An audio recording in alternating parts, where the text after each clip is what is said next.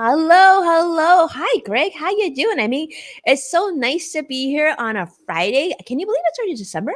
I know that is weird. It's weird to think that 2023 is almost over. That just doesn't make any sense to me. And I know they say that every year towards the end of the year, but it feels really weird right now that it's that far. That's already December.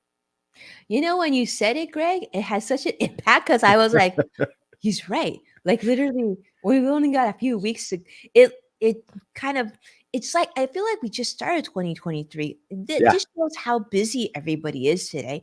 And I've been hearing this a lot. I know everyone's like, how you doing? And trying to make some small talk, but at the end of the day, everybody is so busy.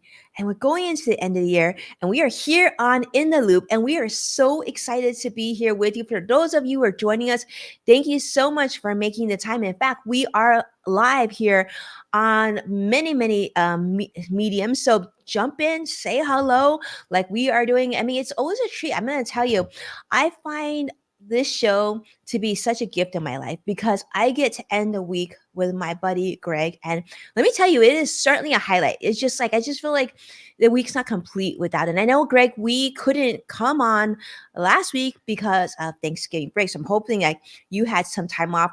For you who are new to the show, then of course, welcome to In the Loop with Winnie and Greg.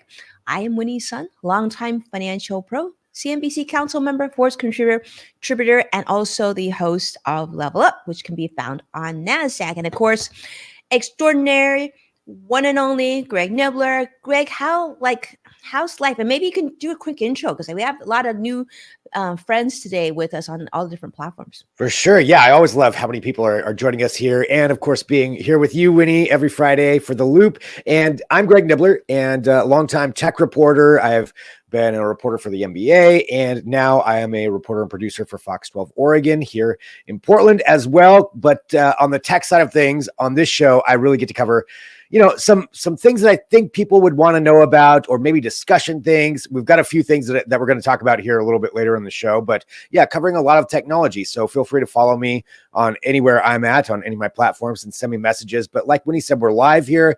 We love interacting with everybody. So drop in your comments on whatever platform you're watching. You mentioned Thanksgiving or last week, I guess was Thanksgiving, right? That's why we were off. Is that? Yep. That feels weird, even just saying that. That was a week ago. So I did a lot of driving over Thanksgiving, but I had a really good one. So it was nice having some time off there. Hopefully you were able to get some time off too, Winnie. I don't know. I know you're pretty busy. I don't know. I think we're all busy, but yeah you're brave, Greg, because remember we just did that story before the holidays talking about how Thanksgiving break was going to be like almost at the highest level of traffic that was predicted by AAA. Like, did you experience that driving around?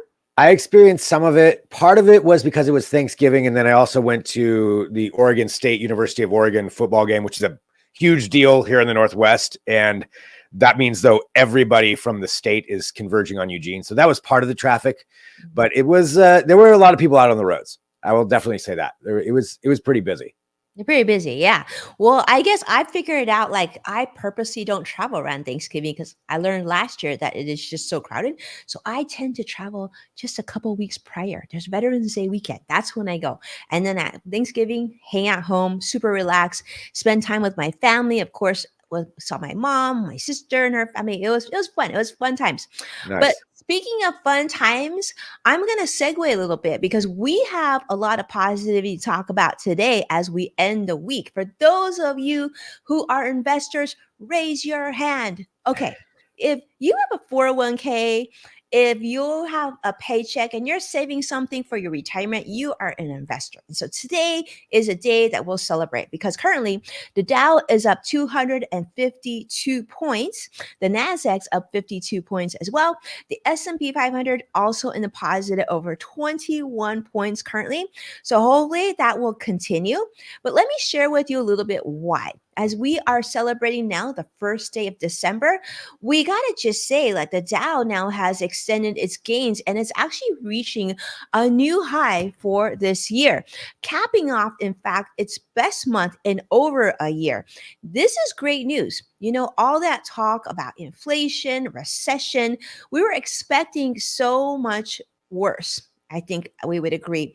In addition, this is the last quarter of the year. So, in the financial world, we kind of talk about this as being a really troublesome time because you're going to the holidays, but also a lot of companies are looking to cut their staff, their numbers, although this is also layoff season.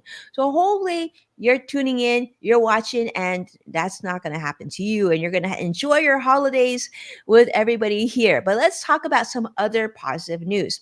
So Federal Reserve Chairman Jerome Powell has also been giving us the information that we want, saying that, being very, very cautious, saying when it comes to, the stock market expectations, we're talking about inflation, interest rates. He's saying that it's probably a little bit premature to conclude with confidence that the monetary policy that it was enacted to help mitigate inflation was sufficiently restrictive.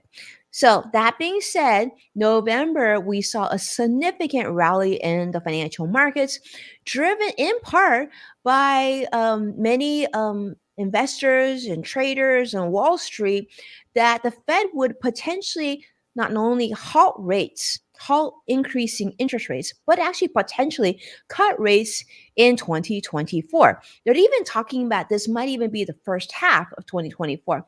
Now, I don't know if I'm that optimistic about it, but I mean, I like that people are saying this. I think that it's going to take a little bit of time. I don't think we are completely out of the woods yet. So I would always say, let's just be cautiously optimistic. Now, the next Fed rate decision is scheduled for in about 2 weeks on December 13th.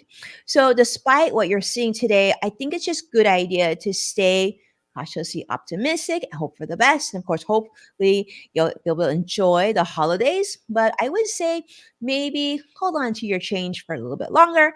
And perhaps if there are drops in the financial markets and you're in a position to bottom fish, that could be a good thing too. All right, so this is a next story or my first story that I want to share with you. And you know, I think it's an important one. And, there was a study that came out recently. This was shared on CNBC, talked about a fidelity survey that shows that although men are hopeful when it comes to their money, women are saying that they are full on stressed. That's right. So women on average have 30 cents per dollar of or 30 cents for every dollar of wealth compared to the study showed white men. Okay.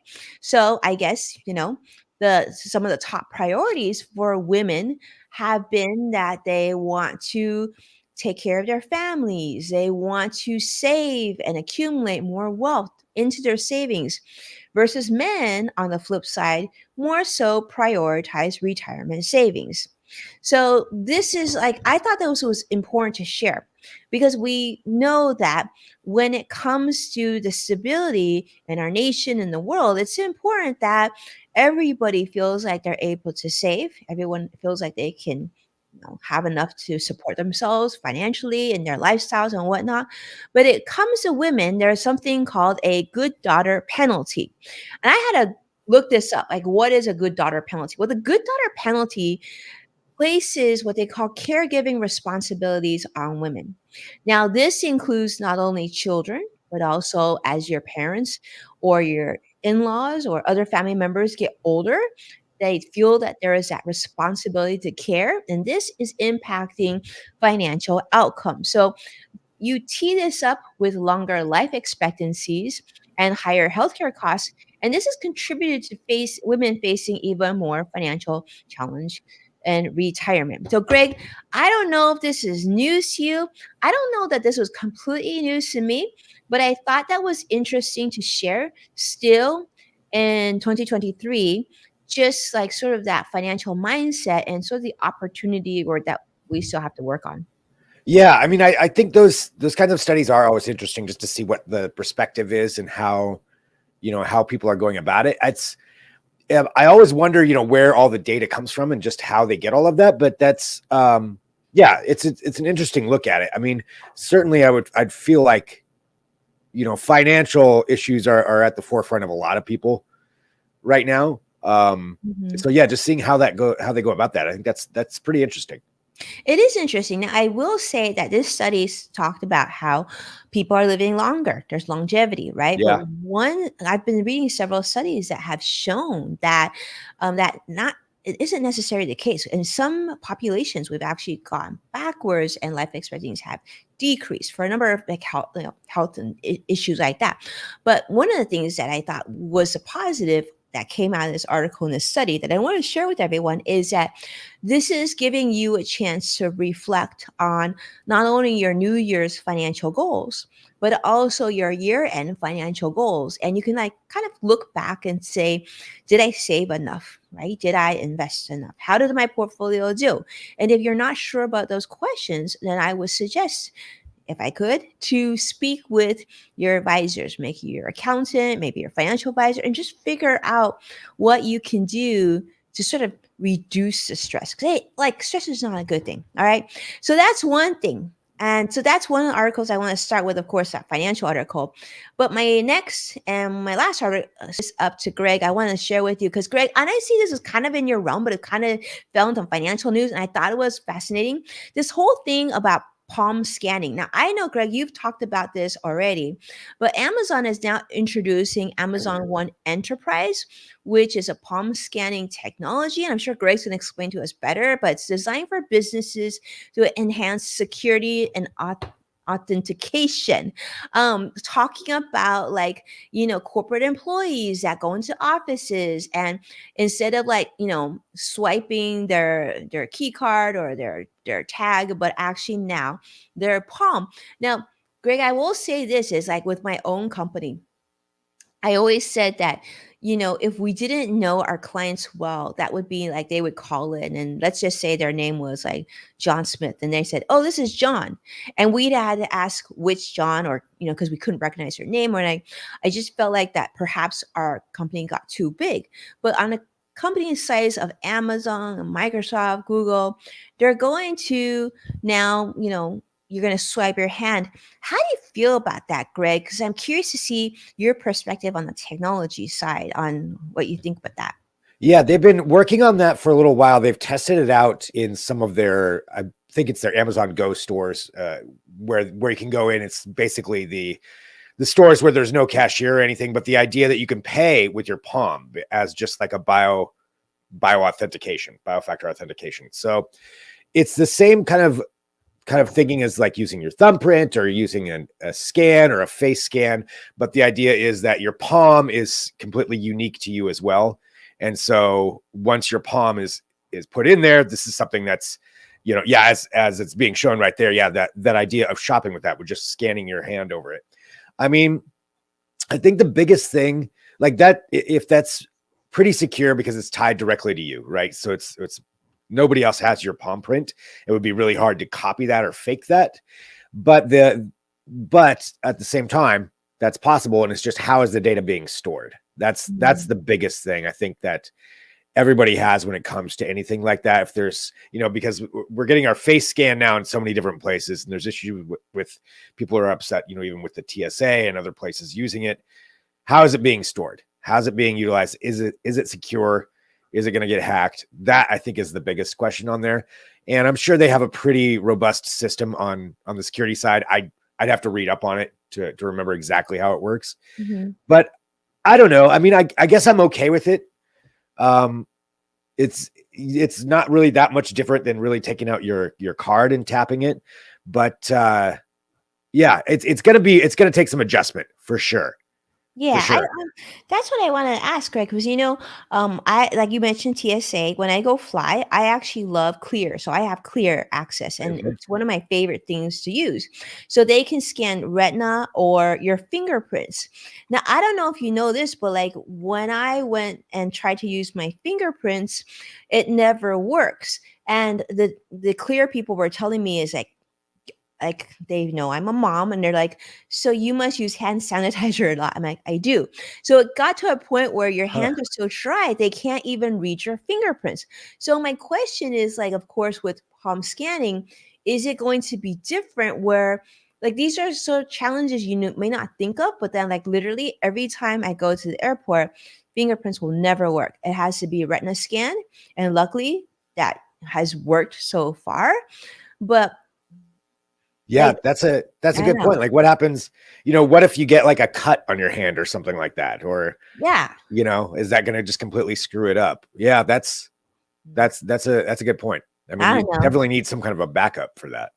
Just wondering. Yeah.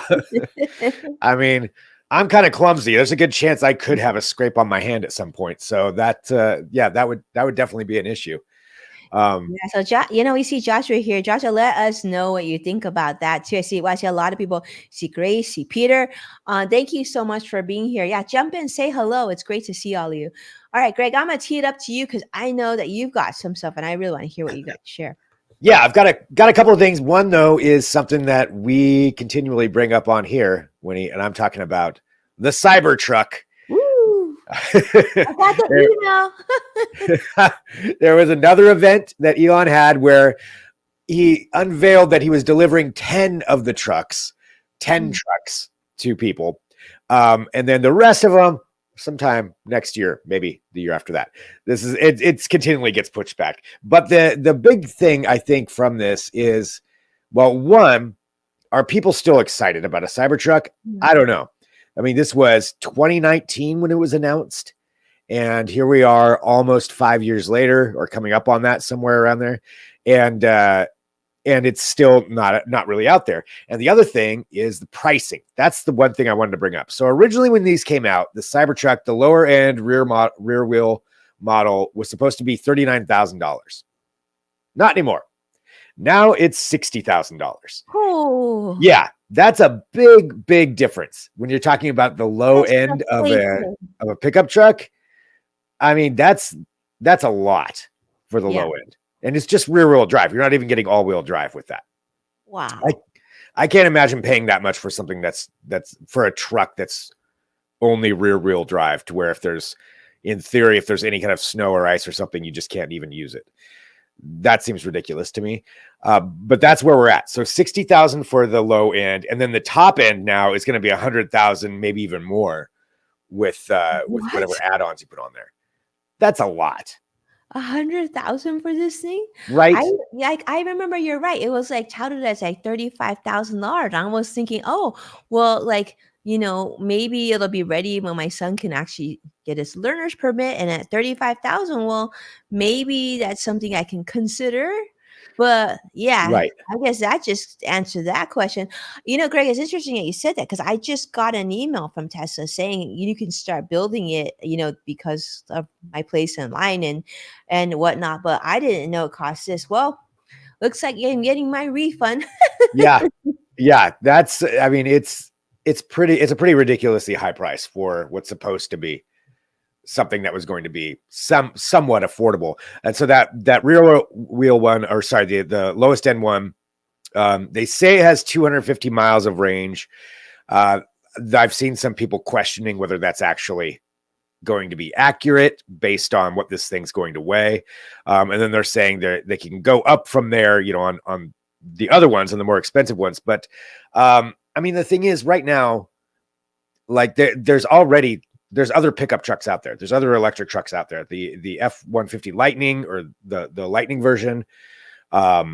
You've got a couple other ones. You have Rivian that's out there if you want like a higher end electric truck. So when this first came out, if they had put it out on time, they could have really cornered some of the market of that for the pickup market. But now there's competition. A price that high, I just don't see it really. I don't see it really doing well. not Yeah, at $60,000. this is sad because my son's been saving for years to try and buy himself this thing, and it's not gonna work because that's Yeah. just weird. Um, Well, yeah. yeah, not gonna. I mean, the price and just the value.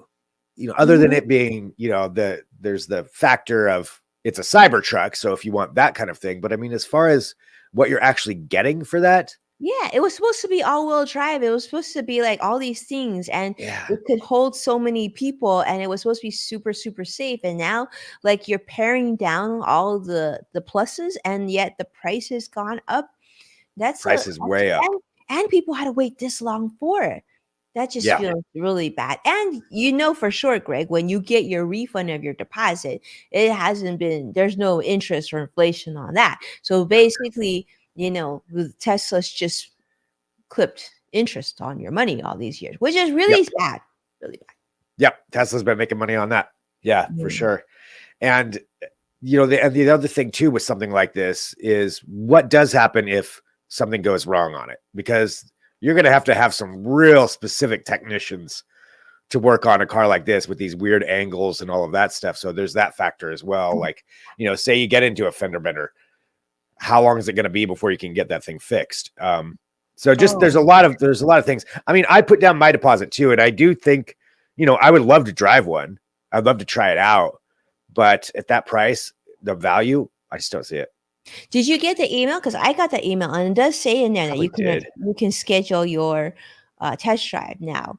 But I Oh, do did it know, say that? yeah. You know what? I probably missed my email, but I'm sure it's in there somewhere. Now I know I was one of the Oh first yeah, ones to there it sign up is. for it too. Yeah. Um, so yeah, this is really, but you make such a good point. I mean, if not only that, I've had to take my Tesla in several times now, and yeah, I'm not that confident that. Yeah, I don't know. Yeah, I'll leave it at that. yeah, right. So we'll have to see, and it does seem like people are not as quite excited, but there's 10 of them that are out there. Allegedly, some of the higher end ones will be delivered in 2024, and then I think the lower ones maybe 2025. It says on there that anytime they give a date on those kind of delivery things, I just honestly I don't even pay attention to them because they pushed it back so many times. But sometime in the next year or so, they're claiming that they'll have these out there. Right now, though, this seems like they need to figure out either a new marketing scheme or figure out how to drop that price quite a bit. Or this thing is just not going to be a huge hit. Still be some out there for sure. There'll be people willing to pay that just because it's a status thing and having a Cybertruck. Mhm.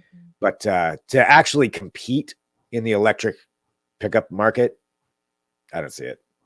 I don't see it. Mm. Okay, so But so Greg is a thumbs down for you, huh? yeah, well, yeah, on that part, yeah, for sure. And I own a truck as well, so it's like I see the value in the like the actual pickup side of things.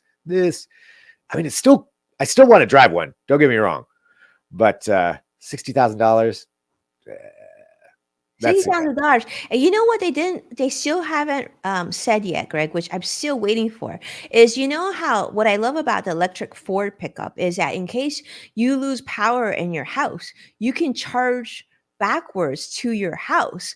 I have yet to hear Tesla be able to utilize that battery for anything besides moving that vehicle. Like yeah, give us the access to that power in case of a natural disaster instead of like not everybody is can afford a power wall. I certainly don't have it, but we deal with power outages all across the United States, and a lot of yeah, people would like to have that option, especially if you're paying 60, 70 plus $1,000. Your car's got to do more. Work a right, little harder. yeah, Make that happen. yeah. Let me use it for some other things too. Right. But well, we'll see. Maybe they'll have some more information that comes out. But that's where we're at now. That was Elon's thing. He also made some other weird statements about all kinds of his other stuff that we don't even need to get into. But just on the Cybertruck side for that there. Okay, I've got another couple of things here. One of them though is something that I think we've also talked a lot about here on this show, but I think everybody discusses, and that is streaming services and how the rates keep going up on streaming services. And so people will, as you've said before, Winnie, like, subscribe to one for a while. Once you've watched what you want to watch, unsubscribe, subscribe to a different one. And there's a lot of people that do that. And now the streaming services are trying to figure out a way to incentivize you to not do that, to not drop the subscriptions, every couple of months. And so they're looking at bundling. And there's a couple of big streamers that are looking at bundling together. One of them being Netflix and Max are working on a way to bundle their two services together for the ad tiered ones to where you would get both of them for one price, which that's an interesting way to go about it. So this is from a report that came out that it would be suggesting that Verizon customers, this may be the first group that would get this, where you would get Netflix and Max for $10 a month. And now that's with the ads, but still $10 a month for everything that Netflix and Max has to offer. That's a pretty good deal if you can deal with the ads. So that's one grouping right there. And then the other grouping that now is being speculated, because you already have ESPN, Hulu and Disney Plus, which probably eventually they're all owned by Disney. So I'm going to guess eventually there'll be just the one thing that you can get, or you can kind of piece it together right now anyway. The other two, though, are Apple TV Plus and Paramount Plus. Now, I guess are in early talks about those two bundling together in some way, shape, or form. Two completely different companies, just like Netflix and Max, getting together and bundling to try to keep you to be on their service. Now, Winnie, what do you think about that? So you would have to have the ads, but $10 you get Netflix and Max. $10 to get both of them is pretty awesome. It's so interesting. It's like we've gone full circle back to the price of cable TV now. You Yep. add this up, it's getting pretty pricey. I will say this: just this week, in fact, I signed up for Hulu and Stars for 99 cents a month for the year, because Hulu does a like Black Friday deal every single year. And I do that. I do it for 1 year and then I set it on my calendar to cancel. And that has ads, but 99 cents, that makes it reasonable. But I Yeah. will say this, it's really interesting that companies like this are bundling. So why don't you even need like a Netflix and a Max? Does that mean that you can kind of read between the lines in the future? You can kind of see eventually maybe Netflix will buy Max or vice versa. But it just seems like, we're just moving shelves around. Before we had traditional television with advertising, then you went cable and you were paying too much and people were happy about them. Then you cut the cord and went streaming, and now you start to bundle everything up, and there goes the price back up. Because let's face it, $10 a month, a lot of people don't deal with ads and don't want to deal with ads, and they just get frustrated, and that price can quickly change as well. And you no longer can share your access either. So Yeah. yeah. Yeah. The sharing the access, that part sucks. And just how that's changing. But I mean, going back to now ads. So if you end up getting a few of the streaming services, you have ads, you're right back to where we were with cable. Yep. And it's the exact same thing. The circle of life in streaming. It all comes Get back. your money one way or the other, always, right, Yep. Joshua? One way or another, and advertisements. So that's where they're at there. I'm always curious to see what people think about that, how they feel about the streaming services and what you do. I mean, I only subscribe to a couple. There may be a couple that are accidentally logged in here at my house that, maybe somebody forgot and logged in here and I logged in somewhere else. Oops. That happens, which I know that's not going to last very long. But yeah, it's a lot to have all of those services. So I don't know. We'll see where this goes. But that's the speculation right now, is these companies just want to keep people on their platforms at all times. So they're bundling. So we'll see what else happens when it comes to that. But yeah, who knows? Maybe Apple TV Plus buys something of Paramount, or like you mentioned, or Netflix or Max, somehow go into a business partnership. But yeah, and hopefully, the advertising isn't too intrusive, because I do think that is something that, we've seen that with cable. Cable's had advertising and you're paying. And I just feel like, it is hard to continue to support and give us good quality programming. I mean, someone's got to pay for it. But I don't know. I don't know if there's a better solution. I really don't know. Yeah. I think we'll find out soon enough, because they're all going to be doing something, making some kind of move.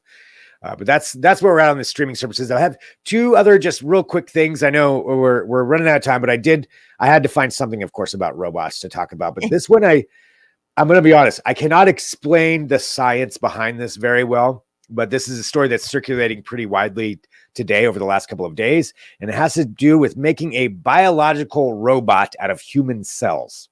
So this is, again, the science behind it is something that's a little bit above my grade. This comes from Tufts University for their School of Arts and Sciences. And essentially what they did is they took cells from a human trachea and they use those and they repurpose them. So the analogy they made is like, say you can have bricks and boards, but you can repurpose them to build whatever you want. It's just a brick, but you add it with some boards, some different things. All of a sudden you've got a house. Well, this is taking these cells and repurposing them in different ways to do different jobs. And the job that they're looking at is basically regenerative repair on human cells. So say you have the demonstration that they did is they essentially put these cells into like a petri dish. They simulated like a cut on someone, and then they put these cells over it, and it stimulated growth and it regrew those cells. So the idea is that they could take these and really put it specifically for a person. So if, or during medical issues come up when your body may reject some things, certain antibiotics, certain different other things, every person's a little bit different. They would make these biological robots out of your own tissue so that you're not going to reject it. And then you could potentially repair all kinds of things with the human body. They could repurpose them to do different jobs, whether that's cleaning something, whether that's repairing something internally. The possibilities are huge with this, in just that we could have these abilities to just completely repair so much of ourselves, all based on these experiments that they're doing by taking cells, turning them into robots. That's a lot that I just said right there. I realize it's confusing. I'm sort of in shock right now that you can take cells and make them into robots. Because my immediate, when you first started talking about this, I'm thinking, did they just make teeny tiny robots to put into these cells? But then that they could actually use a natural medium like cells and make them into robots. I'm with you. That's above my thinking process at all. How they do that, I'm not going to attempt to explain that part because I don't quite get that either. But what they're doing, I do understand is, using them, purposing them for basically a certain thing, repairing something, cleaning something, whatever it is. And these cells all come from you. So it's natural. Your body is not going to reject them. And then once they said that they've been able to do it so where then when their job is done, they just go away. And amazing. Yeah, pretty amazing stuff. I think if people want to really find out more about that, I suggest reading the articles where if you want to dig into the science more, but just the idea of it being able to regenerate tissue and who knows where they could go with that. That's pretty cool stuff. That's amazing. I hope they go full force on that because I can see a lot of people benefiting from that technology. So yeah, kudos to that. Love it. Thank you so much, Greg, for sharing that. That's pretty awesome. Yeah, pretty great. So check that out. We'll save the rest of it for next week. There's a couple other things.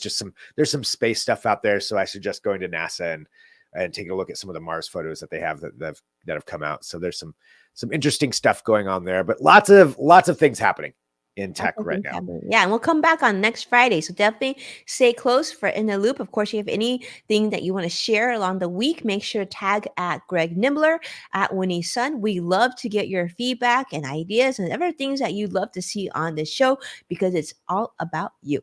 Yes. Thank you so much, everybody, for joining us here every week. Really appreciate it. And it's great to see everybody. It's great to see you, Winnie.